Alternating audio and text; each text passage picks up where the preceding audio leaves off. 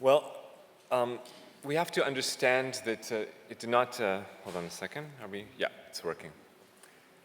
The incitement in the Israeli discourse didn't occur in a vacuum. It didn't begin with Operation Cropping the Hedge or Protective Edge or whatever you call it.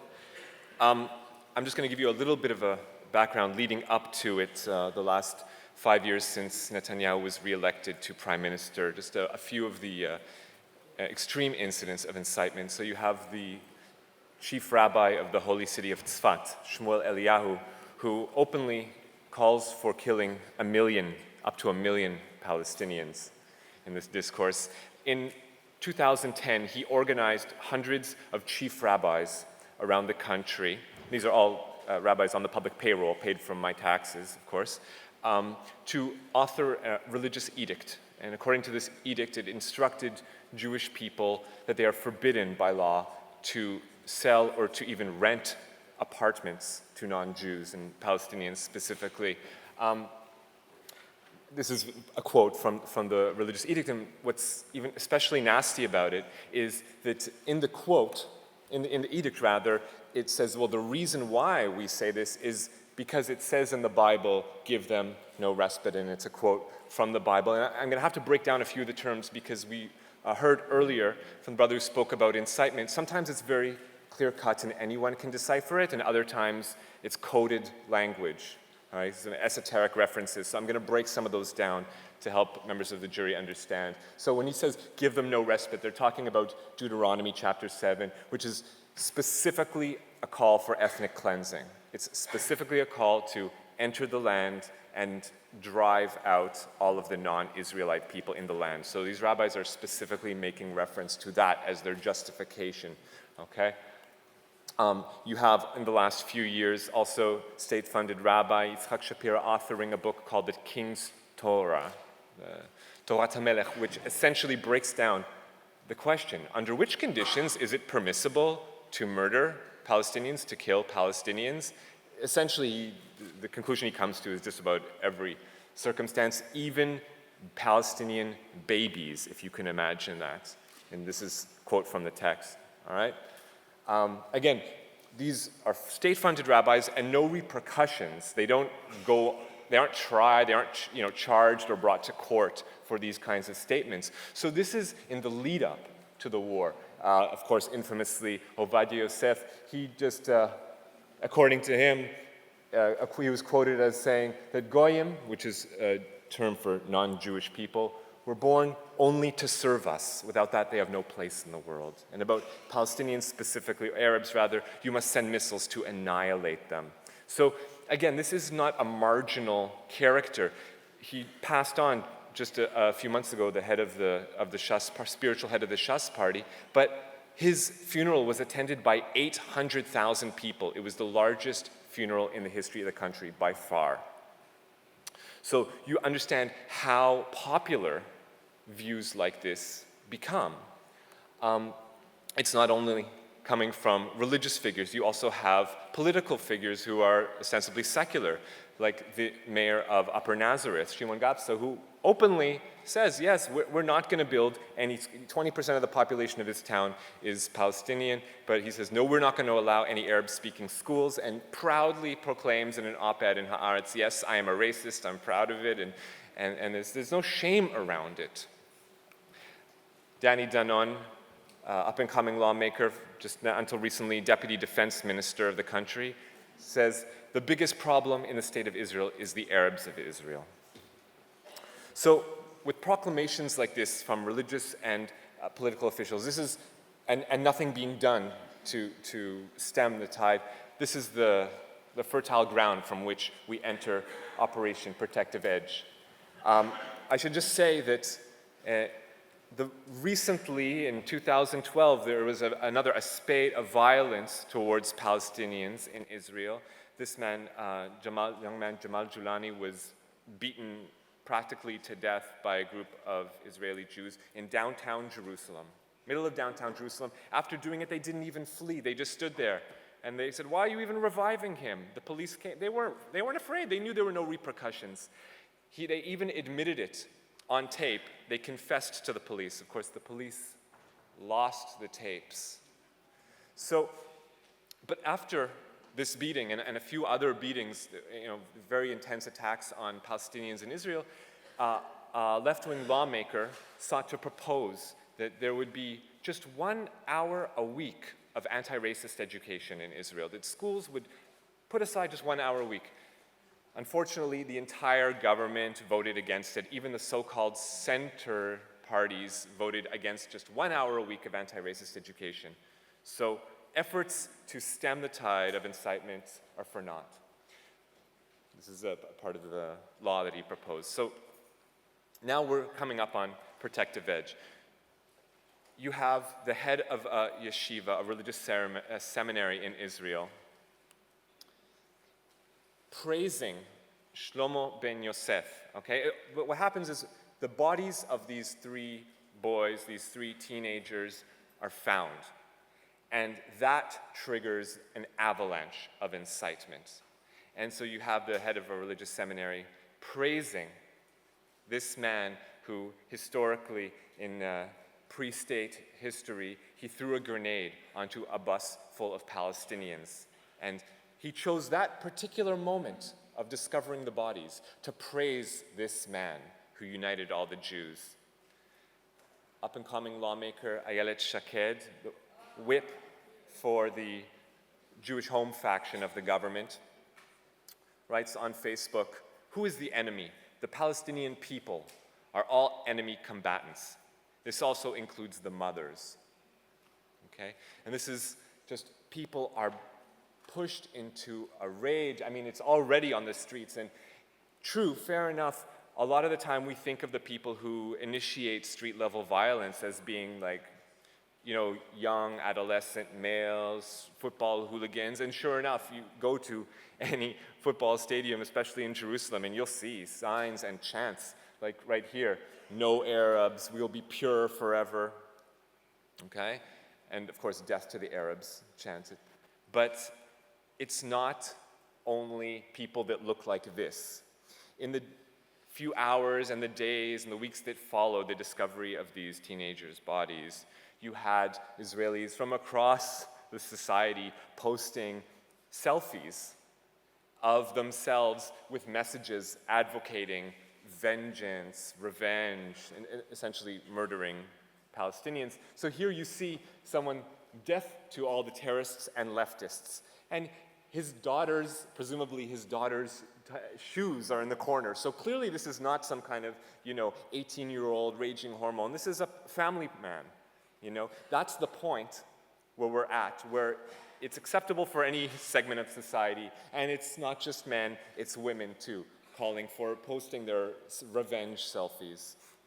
And, for example, this one made the rounds quite a bit. "Hating Arabs isn't racism, it's values."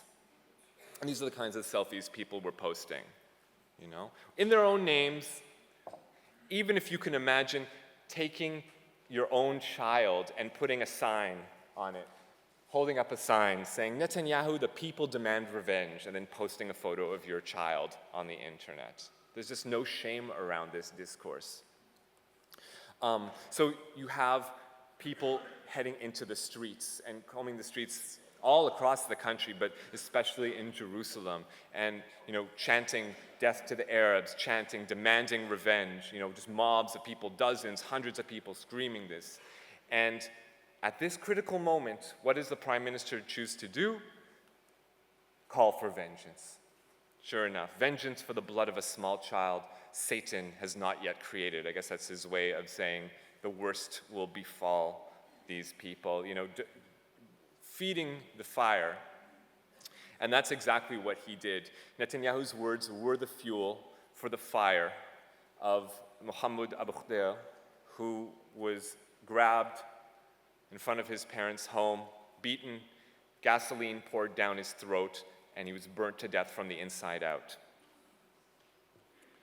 Now, after it happened, more incitement. What do you see on the internet? This passed around. It's a message saying, "Here's the Arab fag who was murdered by Arabs over family honor, but the left blames us." So quickly there's a narrative on the Israeli right. Oh, not only are these Arab people evil, but they're trying to pin on us the fact that we killed them. And in fact, it was the Arabs themselves who killed them, because this is, feeding homophobia, feeding into the racism and coalescing in a potent cocktail of hatred. And of course, it turned out that this was the man who did it, who, again, admitted it to the police. Apparently, there's a confession.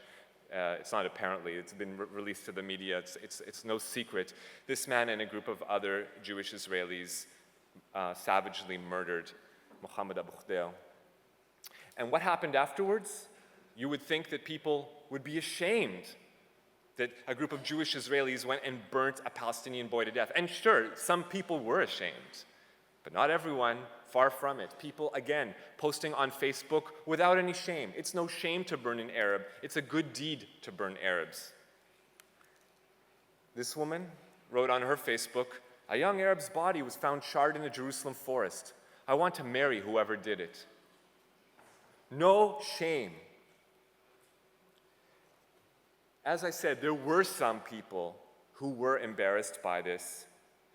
This man, the environment minister of Israel, Amir Peretz, he went and made a consolation visit to the mourning tent of the Abu Khdel family.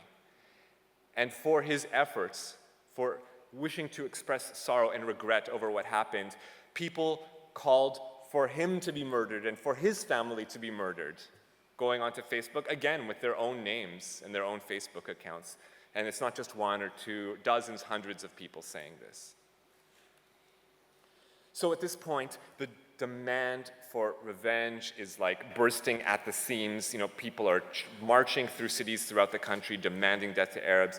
So, I guess the idea is to prevent further vigilante action and to channel that demand for revenge through the official organs of violence, the army.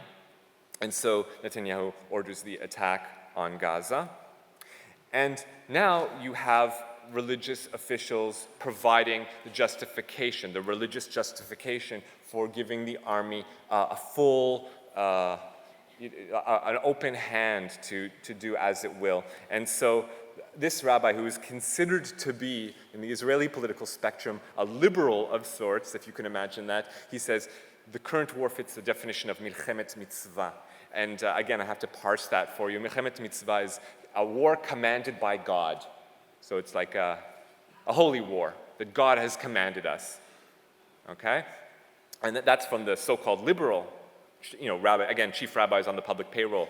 Chief rabbi of Hebron, Dov Lior, had this to say: during war, the attacked people, this is considered to be the Israelis under the Israeli narrative, allowed to take steps to exterminate the enemy. And then you have political officials. So you have the deputy speaker of the Knesset, Moshe Feiglin, member of the ruling Likud party. The IDF shall designate certain open areas in which the civilian population will be concentrated. What will happen after this civilian population is concentrated? Subsequent to the elimination, Gaza will become part of Israel and will be populated by Jews. His words. Also, senior minister of the government, the head of the Jewish Home Party, economy minister Naftali Bennett, a couple years ago, making his views quite clear to all. I've killed many Arabs in my life, there's no problem with that. He was referring there to militants who were already captured. So the execution of prisoners of war is what he's discussing. But in terms of the actual operation, he went on TV, onto CNN, and said, Hamas is committing massive self-genocide.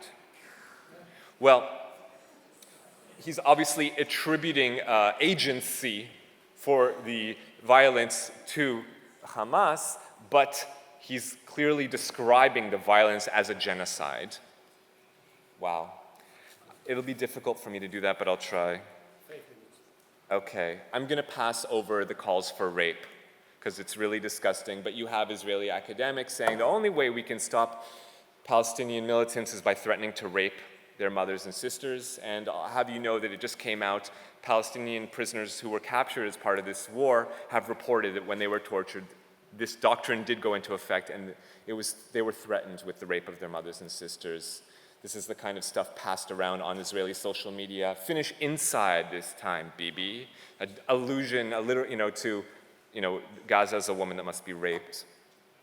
It's not just women that are the targets of threats of sexual violence. Here, Noam Perel, the head of the largest Jewish youth group, and the largest religious Jewish youth group in the world, Bnei Akiva, he writes on his Facebook, turn the army into an army of avengers that will not stop at only 300 Philistine foreskins, calling to remove the foreskins of Palestinians and take them as war trophies. Wrap it up? Give me 2 minutes. 2 minutes? All right, I'll try to do my best. Alia King, at that point, the head of security issues for the city of Jerusalem, calls upon the Jewish people to commit acts of Phineas. Again, a reference to the Bible, where it was found that Israelites had romantic relations with non-Jewish women, and Phineas, a biblical, came and killed both of them, struck them both, murdering them. And so he is now asking Jewish youth to carry out acts of Phineas. And when this happens, in these few instances where Jews and Palestinians actually do get married, there was an incident of this during the course of the war. There are huge rallies outside the wedding party. It should have been their happiest day. You have Death to Arabs rallies. The organizers of this Death to Arabs rallies said this when quoted, "Hitler was right, but about the wrong nation. We are the chosen race."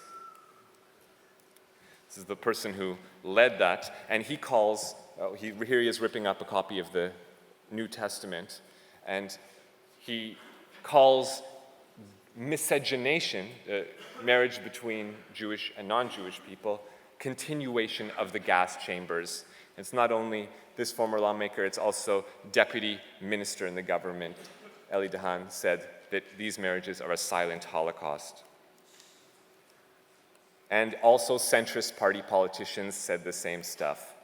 I'm going to quote this quickly. People putting up posters saying, we have to win this war. It's not enough that we're bombarding people.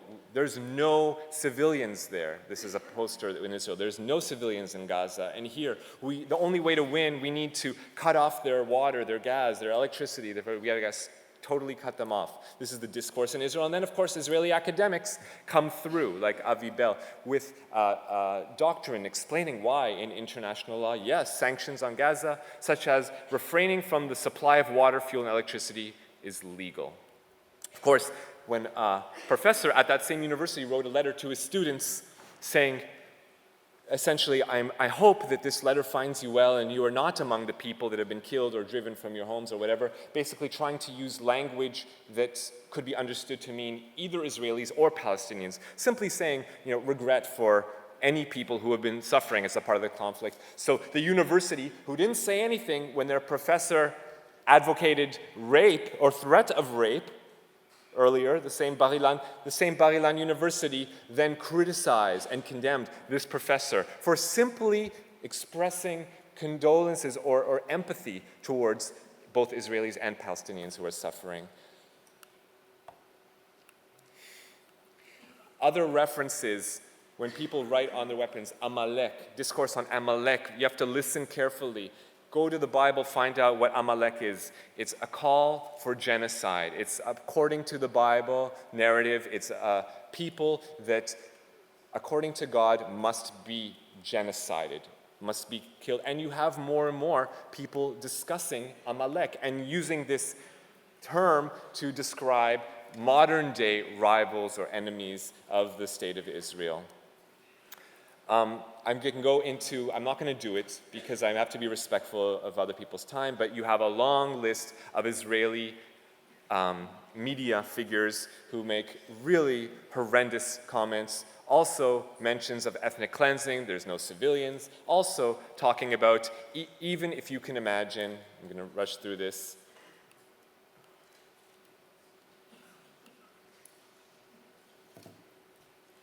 when genocide is permissible. The Times of Israel published an article, a blog called when genocide is permissible, okay? The only way to achieve Israel's goal of sustaining quiet is through genocide. This is now mainstreamed. Admittedly, the paper did take down, after a huge uproar, that blog. But other blogs published on the same day that also calls for genocide, like this one, go and utterly destroy the sinners, the Amalekites, fight until they are exterminated. That op-ed remained on the site and remains there till this day. So the discourse is there. And there's very, very little shame around it and very little kickback. Again, when those few members of the press speak out and question the official narrative, like former colleague at Haaretz, Gidon Levy, talking about an unacceptable number of civilian casualties, then he gets threats on his safety, saying he should be published in Globes magazine, saying he should be arrested. And even this so-called liberal rabbi, representative of the United Kingdom and of Rabbis for Human Rights, Trua, he says that Levy, maybe he's a moser. Maybe he's a Jewish traitor, the most detested figure of all. Again, it's a snitch. You got to go and parse what he's saying. So this so-called liberal rabbi is saying that maybe, and historically, if you go back, a moser, the punishment that the Jewish religious establishment meted out to them, could be murder, could be mutilation. So now it's okay to talk about those few Israelis who question the official narrative. They also need to be killed. Yofi. Incidentally, my friend and colleague Tali Meyer, a photographer, was shot. She's a journalist and a photographer, and she was shot by Israeli forces covering this. So it's not just theoretical, these threats against journalists. And I'm going to rush through this because I have to be respectful of your time. But again, you have even policemen. We go into the streets to protest. We're facing, those few people who are opposed to the war and who are fearful, and who are able to combat their fears and go out into the streets and protest. But these are the people that are so-called policing us, here to protect us. They are often allowing the right-wing mobs in the streets to attack us. And so you have even police people making these horrific racist comments. May another million Arab children die on their public Facebook profiles. Again, without any shame and no repercussions. They stay in their places. They're not removed from their positions. So you have the protests. When those few left-wing people came out to protest the war, you had groups of racists who came and threatened them and attacked them, and it's rather intimidating, and people were beaten quite badly, including even the deputy mayor of Haifa. When he came to protest, he was badly beaten. People who were being evacuated with their injuries in ambulances, people were trying to break into the ambulance to beat them even more. So that's the level of hatred on the street. If you even oppose a war, you can be subject to this kind of violence. Sorry, David. No, I understand. Yeah. I'm just going to, it's the last one. 95% of the Israeli population thought that the operation was justified. Only 3% felt that it was excessive. Even the youth saying this, even Holocaust survivors who opposed the war and wrote an op-ed about this, people wrote about them. Holocaust survivors who think like this are invited to go die in the gas chambers, if you can imagine that. I'm not going to say too much about this. It's horrific enough as it is what I've told you. Thanks for listening. Thank you. Yes. Thank you very much indeed. Roger Waters has a question for you. Sure. Yeah, it's not really a question. It's a visceral reaction to what you've just shown us. I feel sick watching these images and these names go by, to feel that some of my fellow human beings have descended to the point on the slippery slope that they should be saying these things to each other and to the rest of us. I was interested as well that you have a Canadian connection. You may have very little to do with the Canadian Prime Minister, Stephen Harper.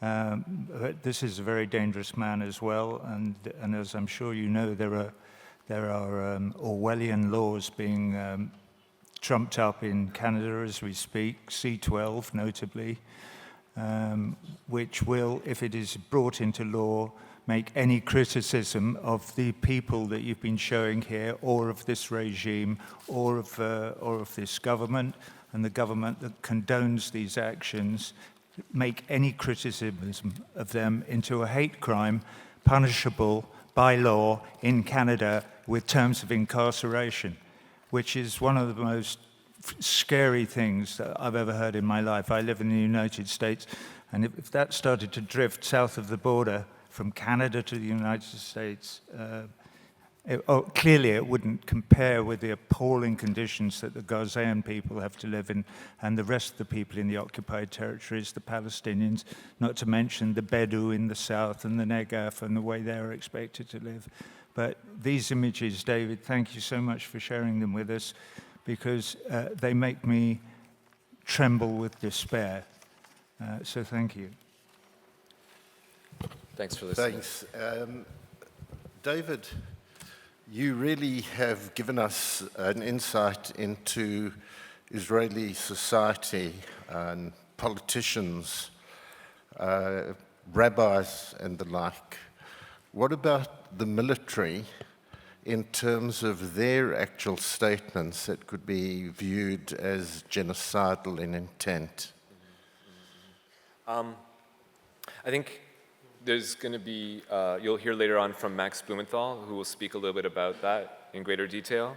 I did have some slides referencing it, talking about how people were drawing on the missiles references to Amalek, meaning may these people be genocided. You also had other things going on, like people in the military crank calling people in Gaza, saying, haha, we're gonna bomb your house now, and then they don't bomb their house, or calling hotels and saying, yeah, we'd like to order a room service, and basically they saw it as a joke. A lot of people, or writing on the missiles, this is for canceling the Backstreet Boys concert this summer, you bastards. Like, who could do that unless you conceived of the whole assault as a sick joke? And I want to leave that the more about what military commanders said and that level of dehumanization. I'll leave that to Max because I know he mentioned he's going to talk about that. But just my, viewing social media, seeing what came out from the soldiers themselves, the foot soldiers, what they uploaded to Facebook and Twitter was vile enough.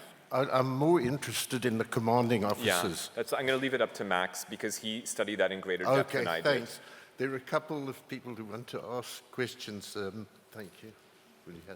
I just wondered, how should we evaluate something like the 48 elite intelligence officers who signed a statement saying that they would no longer spy on Palestinians? I mean, a while back, we had 26 Air Force officers who did that. But it doesn't seem to kind of create anything bigger, or what? Are they totally marginal? It would seem, if we look at the reactions of Israeli politicians, that even the so-called opposition politicians, they also criticized those. It wasn't just the right-wing politicians who criticized them. It was also the so-called centrist politicians.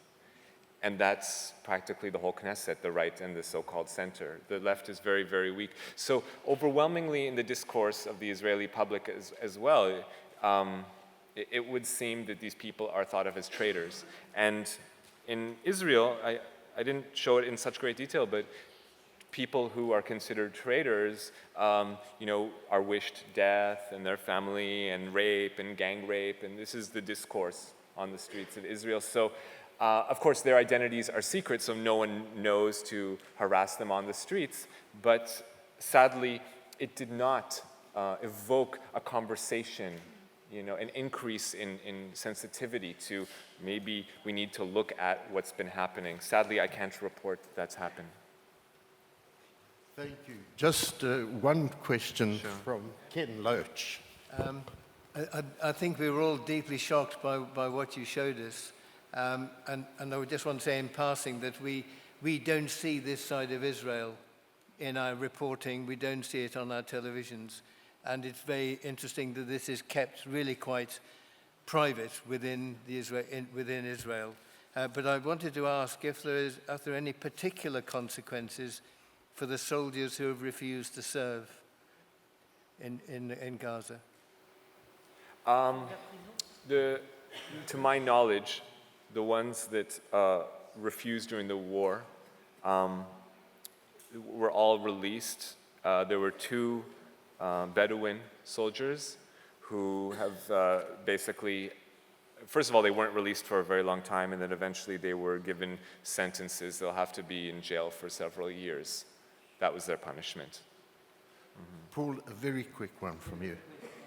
Thank you. Given the very febrile atmosphere, I mean, how has this affected the human rights organizations within Israel who are trying to investigate things? One of the major human rights organizations just moved offices because they're the subject of constant harassment, people coming and threatening them, activists, you know. I talked about some of these anti-war demonstrations. There were groups of gangs who followed activists home. So, you know, as long as people were in a group, they were more or less safe, but there were people who followed them home and attacked them in the stairwells of their home. You know, so, yeah, people are afraid to speak. There's a very serious physical danger. Of course, there's no comparing the danger that Palestinian citizens in Israel and Palestinians in general, when they protest, of course, the law is far harsher with them, is much more likely to use physical violence against them and to incarcerate them. And in fact, over 1,000, 1,300 Palestinians were arrested protesting the war over the course of the war, and many were there for weeks and you know, on without charge even. So clearly, Palestinians are experiencing that more so. But even Jewish Israelis who protest against the war, speak openly, are also experiencing serious intimidation. David, thank you very much indeed. Thanks. I just wanted to say one last word in that you're right, brother. It's no great feat of journalism, what I do. Anyone who speaks both Hebrew and English fluently can do this. You know, the fact that it isn't being reported on, that I am coming to you here, you know, really says something about the failure of the media. Well, thanks very much. And as Roger Waters said, we're really encouraged by your bravery and the fact you're prepared to come out and speak out. Thanks very much. Thank you.